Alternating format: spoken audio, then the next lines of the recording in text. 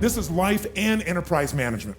And so as a result, we want to make sure we work on both. We want to create a system that allows you to succeed in both areas, life and your enterprise. By the way, which one would you say is more valuable? Which one? That's not how most people live the game. Most people make it the enterprise. And as they make it the enterprise, they wake up and they have a tremendous amount of economic success if they're successful. And what's ironic is what makes you successful may not make you fulfilled. And so there's a big pull in our culture to go for what's most successful, what will reward you culturally with respect or acknowledgement or stars on your chart or economic rewards, thinking that will give us freedom. But how many of you have been very successful in business and not been free, i.e., your business, as it got more successful, demanded even more from you? How many have had this experience? Say aye. So what I want to really make sure that comes out of this is an evaluation of what your real gifts are that are going to fulfill you. Because many of you are living a script around your life that involves having an enterprise when really that may not be your true nature. That's not to say you can't do it. It just means you can do it and you'll be stressed out of your life, stressed out of your mind. And so one of the things we want to find out is how much of that is natural as a problem, how much of that is maybe unnatural. Unnatural meaning you're having problems right now that you shouldn't be having at this stage of development. Think about it. If a child is brand new and they have a problem with controlling their bladder, that's a natural problem, isn't it? But if you're 50 and you have this problem, you got a challenge. If a brand new business has a cash flow challenge, it's a problem, but it's a natural problem. If it's a business that's been around 5 or 10 years and it's got a cash flow problem, you got a real abnormal problem. Maybe you got a problem that's even life-threatening to the business. How many follow what I'm talking about here? Sometimes those problems have to do with the fact that you don't understand the stage of development you're in. The most important element is for you to be able to do this, to be able to establish, most importantly, where you really are in your life today.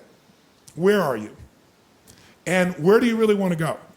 What's going to create this extraordinary life? And to look at it brand new.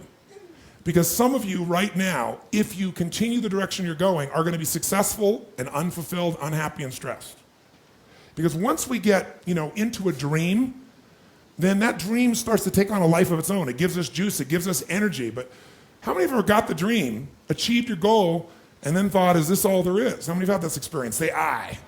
That's more painful than not even achieving it. Because now you've done everything, you've worked it out, and you're successful, and you're not happy. So for some of you, you're going to need to take a look at that.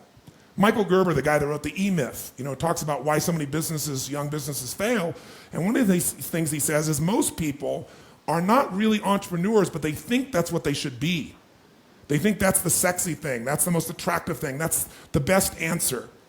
And what I say to you is you got to separate the vehicle from the outcome. What is it that's going to truly fulfill you? What is it that's going to give you that extraordinary life? What's going to make things magnificent on your terms, not somebody else's terms, not your father, your mother, your background?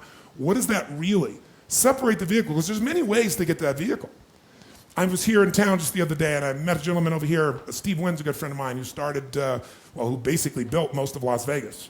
And he built just recently, the Wynn Casino, not a few years back, $2.7 billion hotel. The most expensive individual building ever individually financed. Give you an idea, the first estimates on the rebuilding of the World Trade Centers were 1.7 billion, 2.6 billion for a hotel, right? This man has the ability to take large risks, and he has the ability to really succeed in a major way. But I bring that up because I was in town, and for our new home, we have these hot springs, we're getting some really large crystals, and there's a guy in town who has this crystal shop, right? But you gotta make an appointment to see the guy. It's unbelievable. So I get to know him and talk to him and find out he's great friends with Steve. He's been skiing with Steve for 20 years. This guy used to have this business. He sold the business, didn't actually make that much money, but he was tired of the stress of the business. And he said, I'm just going to do what I love. And what I love to do is ski every day. So what he did was he started this little crystal business, made plenty of money, in this little business, had set aside some money from his previous business, and he gets up every day and skis, has a blast, and he has this unbelievable lifestyle. Because, he's Steve hy′s guest everywhere. He flies on the Gulfstream, doesn't have to pay for it, right? Doesn't pay the insurance, doesn't have to pay for the fuel, doesn't have to worry about maintenance, managing it, or anything. And he's telling me about all these things he does in his life, and he has a $1 billion lifestyle, billionaire's lifestyle.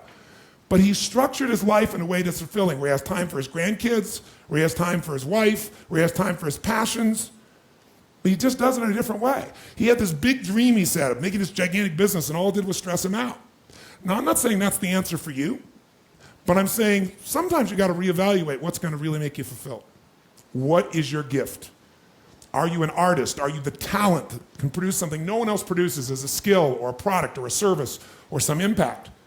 Are you incredibly good at management?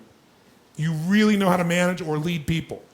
Are you an extraordinary entrepreneur that can take that gigantic gut load of risk and can create the vision and attract the talent that you need and the managers and leaders? You may have all three abilities, but which one really fulfills you the most is going to be the critical question.